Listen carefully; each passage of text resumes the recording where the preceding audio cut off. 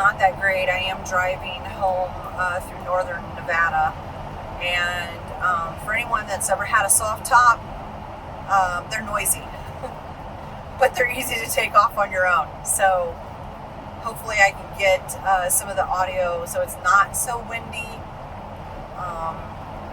But I've got some time as I'm driving home to kind of reflect on this trip.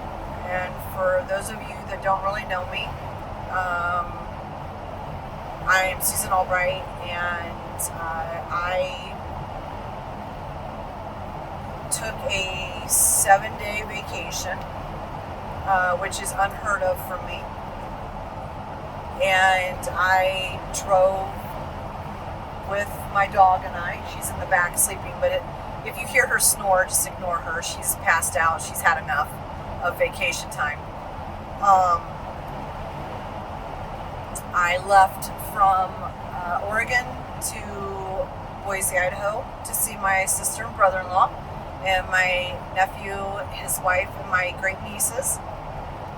And then I left there and drove down to Moab, Utah, and spent 2 nights in a very, very primitive camp in a canvas tent in the middle of nowhere, right on the Colorado. And when I say primitive, it was so quiet that when I laid down at night, I could hear my intestines gurgling. It was great. I did a lot of driving back roads. Road would be a loose term for where I drove. And I spent a lot of time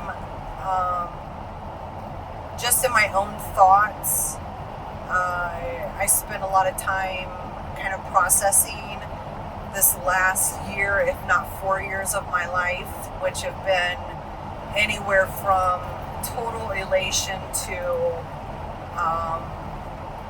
some of the lowest lows I've ever felt in my life.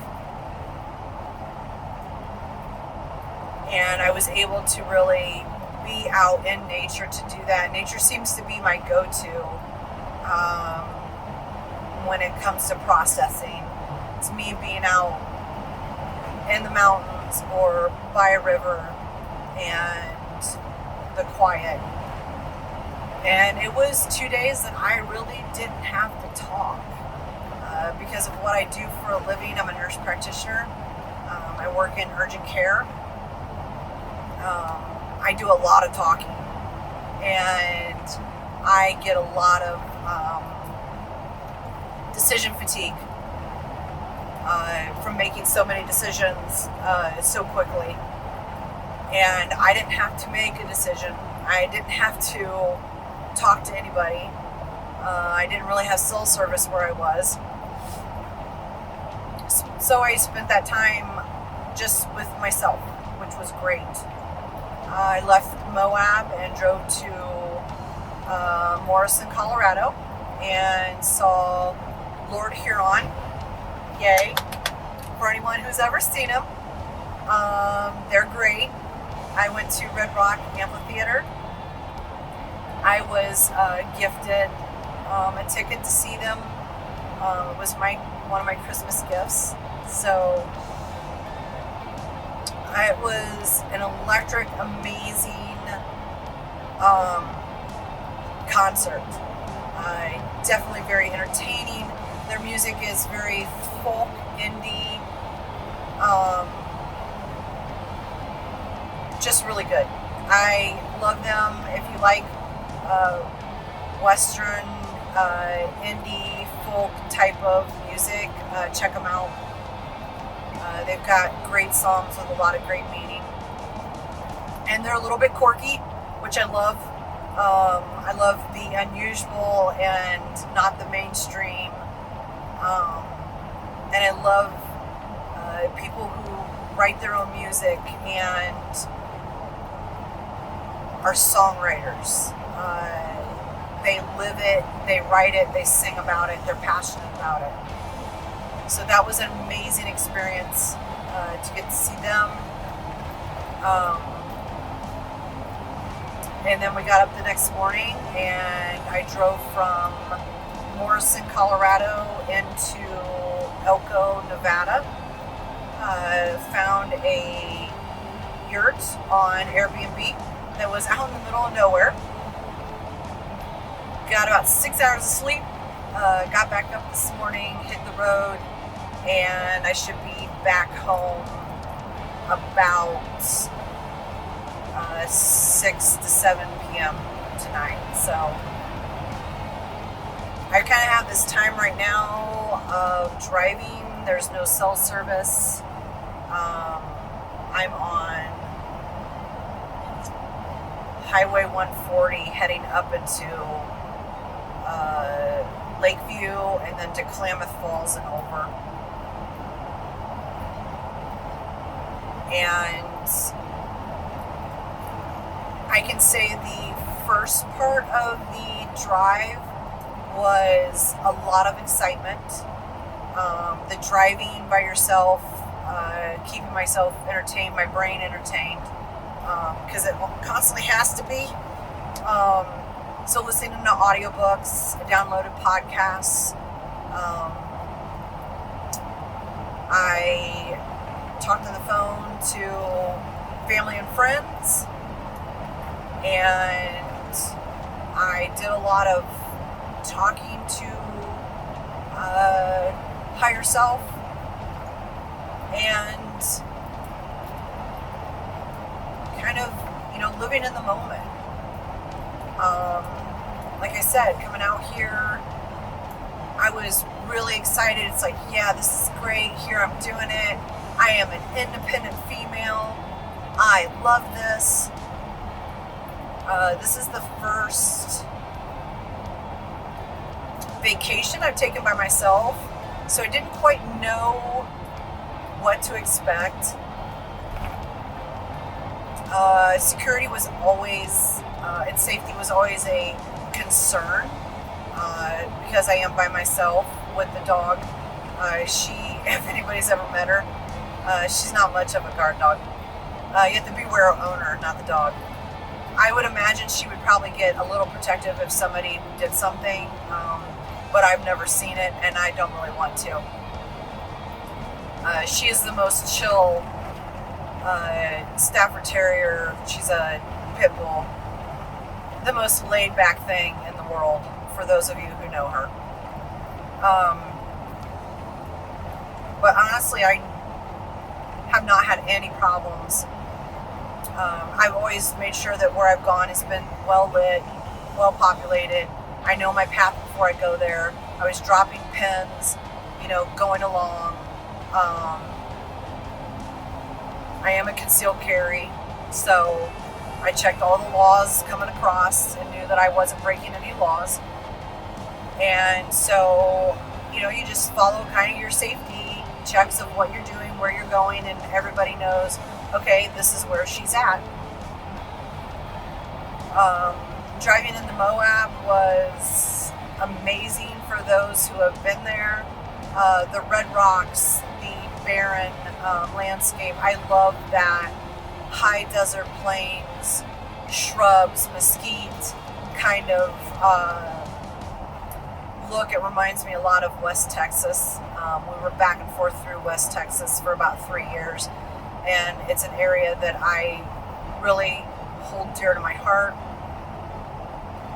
So it was kind of being back in that area with the plateaus and the flat land, and it's wide open, and the speed limit's like 80 to 90 mile per hour. And so driving into Moab was magical. Getting to the campsites, getting unpacked. I bought a small black stone to cook off of, fixing food, cleaning everything up, putting everything away. It was just a whole process that I just kind of lived minute by minute, enjoying it and soaking it in. And tried to hike to the Corona Arch, didn't make it. It was very hot, very quick, and Kira was having a lot of problems with overheating, so got halfway back and just booked it right back out, and took about 2 hours to finally get her cooled down that she was fine. And then I was like, yeah, we're not doing that again for her safety. I won't do that again. For me, my family and my best friends will tell you that when I take you for a hike, I will lie to you and say it's just around the corner and it's probably about 10 more miles. So word to the wise, don't ever go hiking with me unless you've actually looked up the trail and you know that it's going to be, miles and miles.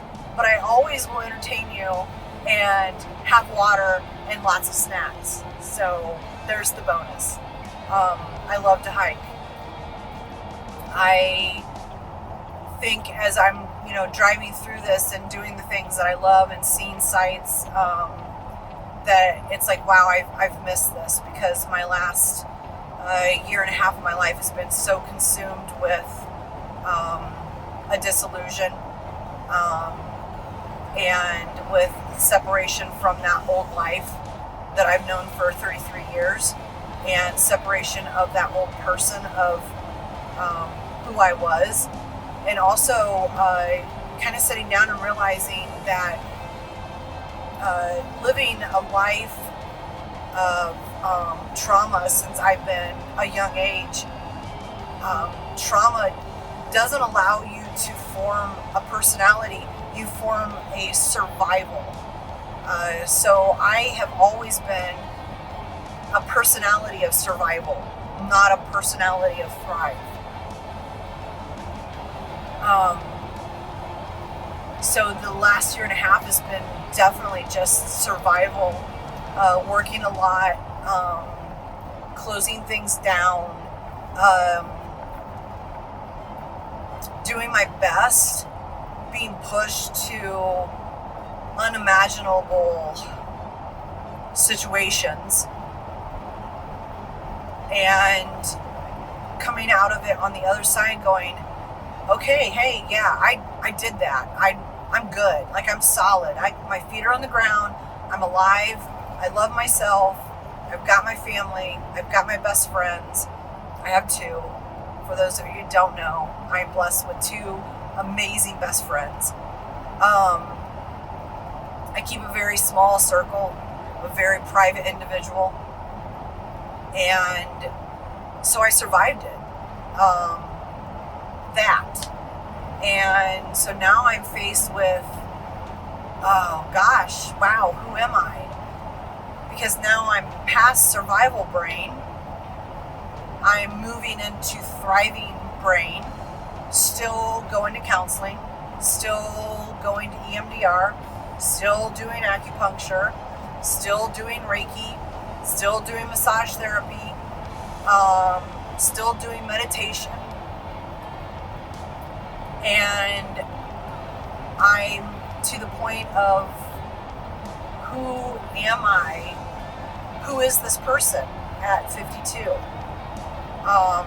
For those of you who don't know, when a child goes through any type of trauma in their early years, their brain does not develop like a normal, non-abused child does.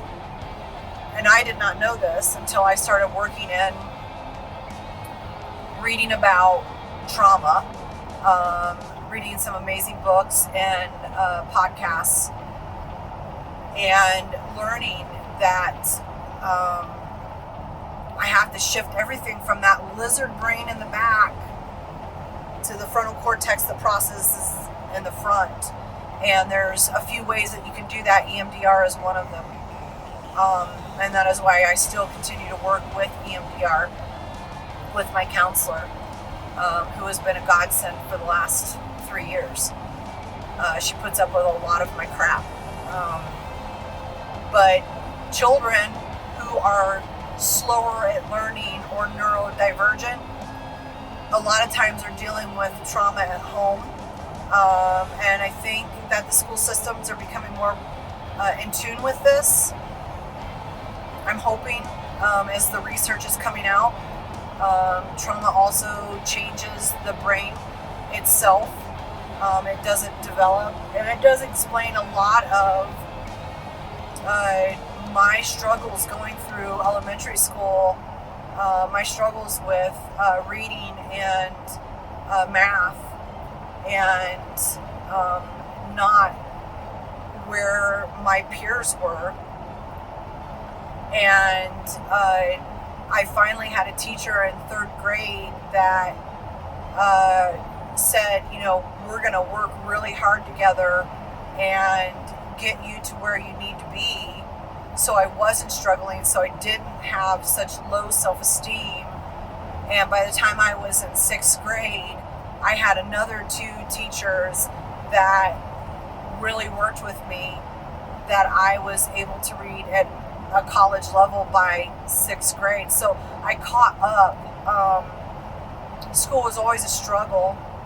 Junior high through high school, hated it. I went through nursing school, hated theory, but when I got to the clinical, the hands-on stuff, that's where I was like, yes, this is where I thrive. But just FYI to individuals out there, if you don't know what trauma and abuse does to a child, and it doesn't not have to be horrible trauma, it does change the way a child learns, and they go from thriving to just surviving. So that's been a huge breakthrough with going, so I wasn't this stupid kid. I was just going through some shit. So that was very validating to me. Also going through being a very troubled teen, it was very validating to know that my abuse was what really made my teen years so much worse. And let's face it, in the 80s and the 70s, there wasn't counseling. You just kind of swept things underneath the rug. In the 80s, there wasn't a ton of counseling either. I come from a very small town in Ohio. There just wasn't those things. You had religious counseling where you would go and, you would pray things away. It doesn't work like that. I get that maybe that works for some people, but it doesn't work for everybody. And if you have that type of spirituality, kudos for you. I love that. I love that. I love that. Absolutely. But I found that my upbringing, my religious upbringing, this is very different from spiritual. My religious upbringing was very patriarchal. It was, you stand by your man, men do everything right, they're the breadwinners, on and on. That bull crap that we get fed. And that was my experience, not anybody else's.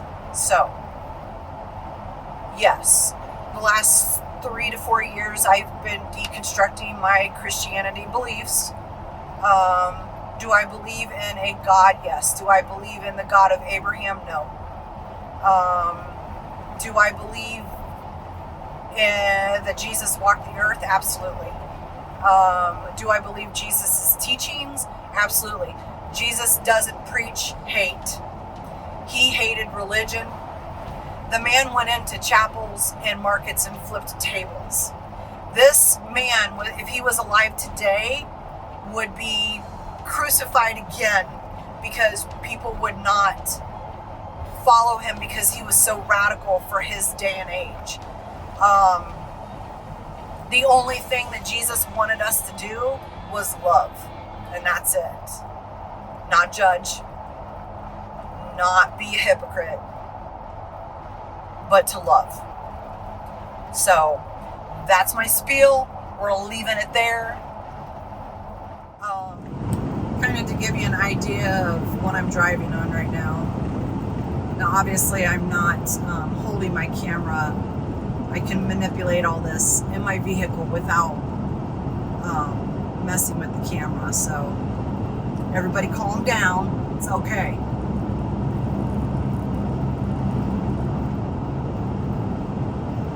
So, yeah, my time in Moab was great.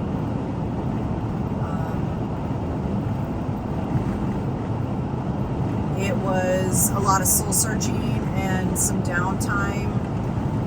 And when I woke up the last day, or the morning that I was leaving, I was in a bad mood. But I knew things had shifted, that there'll be a lot of changes coming up in my life again. And I am not one that really likes a lot of change. I've got that neurodivergent brain that I like to keep things in check and organized and staying status quo. And I've had nothing but change the last several years. So it's been going great for me.